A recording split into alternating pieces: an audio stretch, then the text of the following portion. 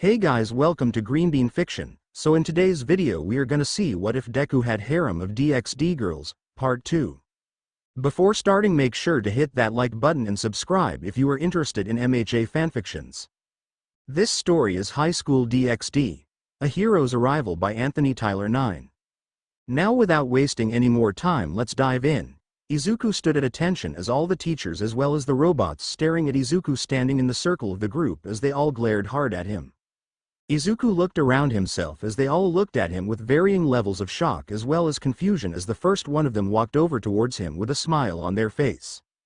So you're the one who has been entering the school without the alarms blaring off until now. Can you inform us about why you have been coming and going from our school in the last few weeks? A small animal asked, as he looked at Izuku with a slight glare in his beady eyes. Sorry sir, but I was just returning someone from your school. He came out to me earlier yesterday in order to gloat to me about how he entered your school. I should suggest he gets a leash on him, otherwise he might not return. Izuku said, as he turned to look at the other teachers. I'm sure that you all won't be capable of defeating me, especially since I am strong enough to kill All Might right now. Izuku said, as he looked at the teachers. It was here that one of the teachers walked up and looked at Izuku in the face as his gaunt form, his ethereal blue eyes had stared at Izuku with a challenge in them as Izuku noticed how they looked similar to All Might themselves. You're All Might, aren't you? Izuku asked as he stared at the gaunt man. As the man looked at Izuku in slight shock as Izuku stared at him with some slight shock as well as his answer was given to him and Izuku moved backwards. Wait, I was only kidding. There's no way you're All Might. Izuku said, as he moved backwards. It was here that the other teachers had decided that enough was enough and decided to attack the newcomer with their numbers. Izuku took notice of their approach as he moved away from their first strike as Izuku jumped back away from them, and as he was in the air, he had his wings appear from behind his back. It was that moment that one of the teachers had their eyes glowing towards him and Izuku smirked at that, and as he flew towards the one who was doing it and landed in front of them as he stared at them in the eyes. Your quirk would be best used when you're not staring at a quirkless person, Izuku said, before doing a neck chop on the nape of the man's neck. It was moments after that notion that Izuku had used his magic to teleport away from their location as the teachers were now visibly alarmed at Izuku's proclamation.